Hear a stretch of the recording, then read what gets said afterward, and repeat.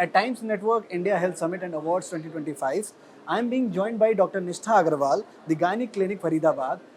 Ma'am, thank you so much for speaking with us. My first question to you is, in a common man's understanding, for a common man's understanding, what is this disease dysbiosis? So dysbiosis itself is made up of two words. One is dys, then is biosis. So biosis is anything which is living. So biosis is actually the biome of our body, and this is the dysfunction of that biome is called as dysbiosis. तो अगर हम common language में बोलें तो इसका मतलब हमारी body में कुछ ऐसे बैक्टीरिया होते हैं या कुछ ऐसे माइक्रो ऑर्गेनिजम्स होते हैं which are actually useful. Not all bacteria are harmful. They actually heal our body from within and they help in many processes. So when the dysfunction of these bacteria this happen, it is called as dysbiosis. Right. What impact does it have on a woman's body, especially during pregnancy, on menopause, on fertility health? If you can just brief our viewers about it. So there is one particular bacteria called as lactobacillus and उसकी भी एक species होती है crispatus. So that resides in our vagina. So this maintains the health of the vagina. It maintains the pH. It maintains the secretions of the vagina. So what happens if a patient or a woman is planning for a pregnancy? So if the this bacteria is it is absent or dysgenesis or dysfunction of this bacteria happens, so the patient is not able to conceive because that changes the pH of the vagina. So starting from infertility to pregnancy, let's come on in pregnancy now. Suppose the patient is pregnant and her vaginal pH is disbalanced because of this dysbiosis.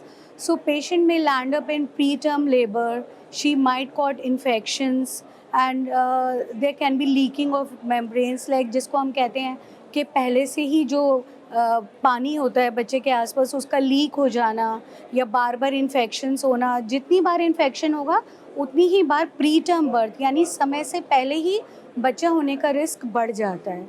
और भी कई चीज़ें होती हैं जैसे gestational diabetes है या pre एक्लैम्शिया है कि प्रेगनेंसी के दौरान बीपी हाई हो जाता है या शुगर हो जाती है. तो ये सारी चीज़ें डिसबायोसिस से लिंक्ड हैं. इन चीज़ों के ऊपर ऑनगोइंग हमेशा मेडिकल साइंस में रिसर्च होती रहती है. तो पहले से काफ़ी सारे फैक्टर्स जो हैं एसोसिएटेड हैं कि भाई आप सॉल्ट ज़्यादा ले रहे हो या आप शुगर ज़्यादा ले रहे हो. तो all these things they ultimately change the bacteria of your body. So the root cause is the change of that bacteria that leads on to various illnesses. Right. Is it treatable, ma'am? And if yes, then what are the most efficient tools in India available that makes it treatable? Yeah, it is treatable, but for treatment first we need to diagnose. Okay, so for diagnosis the tools which are available, they are quite costly and they are not very patient friendly also, because India is mainly 80% rural, 20% is urban. So not many patients are coming to clinics for change in the vaginal discharge or they वो बस delay करती रहती है. उनको लगता है normal है. तो जो मेन प्रॉब्लम है वो है डायग्नोसिस. कि डायग्नोसिस तभी हो पाता है जब हमारे पास वो पेशेंट पहुँचे. उसके बाद फिर चीज़ें आसान हो जाती हैं कि हम उसका वेजाइनल पीएच चेक करें. We can take the swabs of the vagina. First we need to diagnose.